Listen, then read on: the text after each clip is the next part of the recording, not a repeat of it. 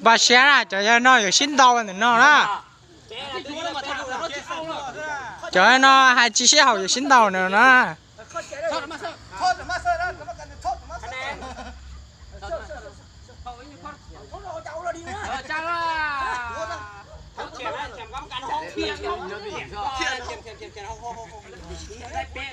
có sao lại thèn cái mắt cắn ó tụi cái mắt cắn quá thiền che tàu đấy à ó tụi cái mắt cắn nó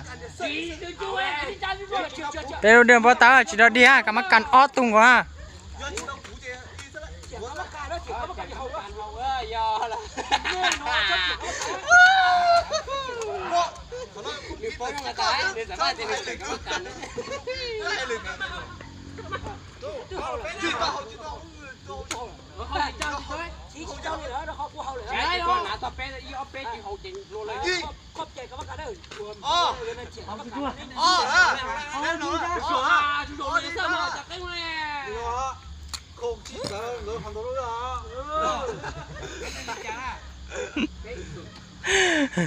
bây nó khâu xí chở một cái mắt cắn một cái bắp mày ấy bắp lường ấy cho khâu xí chở này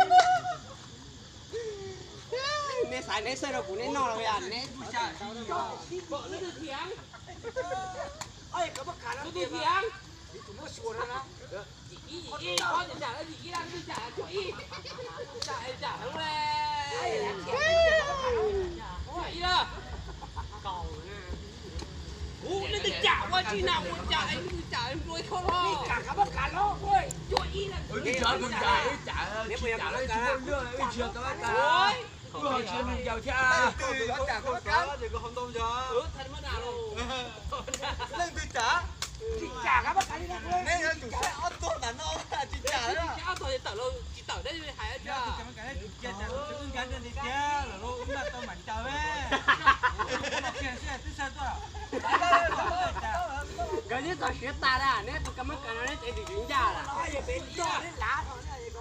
cái này chào. Ba lại đi.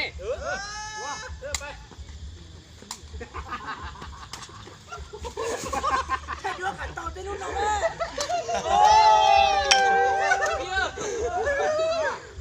Lại hả? Đi nó đâu? Đi. Thôi. Đi tao đi. Đây. Chui à. Bạn lại hả? Lại hả?